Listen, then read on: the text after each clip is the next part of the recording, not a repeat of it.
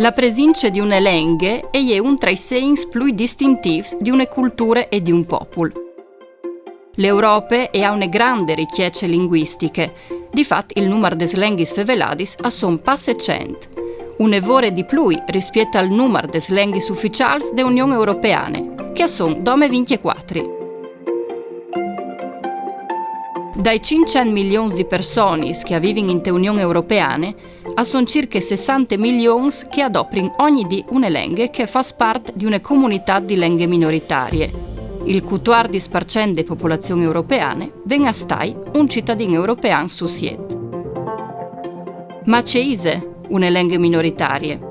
Alle stabilite le carte europee des lingue regionali o minoritarie, un dei trattati internazionali che tutelano le minoranze linguistiche in Europa. Secondo questo documento, è definita regionale o minoritaria una lingua fevelata dal territorio di un Stato di bande di cittadini che costituiscono un gruppo di numero inferiore rispetto al resto della popolazione. Clar che una lingua minoritaria è di essi differente dalla lingua ufficiale del Stato. Dut caso, questa espressione non chiappe dentro né i dialetti né le lingue da immigrati. La situazione delle lingue minoritarie, però, non è da perduta compagna a livello normativo.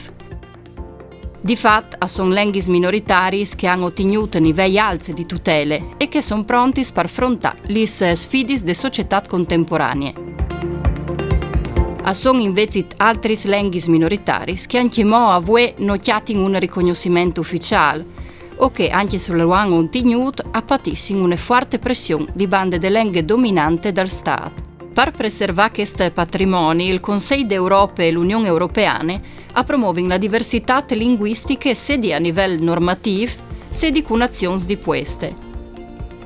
Secondo l'Unione Europea, di fatto, sarebbe bene che ogni cittadino impari almeno 3 lingue, la propria lingua minoritaria, come per esempio il Furlan, la lingua del Stato e una lingua foreste.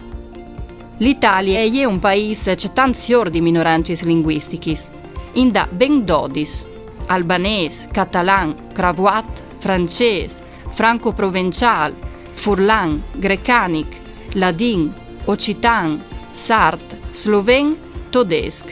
In Friuli si fevelin 3 di questi 12 lingue, vengono a stare il furlan, il sloven e il tedesco. L'articolo 6 della Costituzione italiana tutela queste lingue, anche se dome dal 1999, con la legge statale 442, che è principio costituzionale all'attaccata iessime tutti in vore ad implen per tutte queste lingue.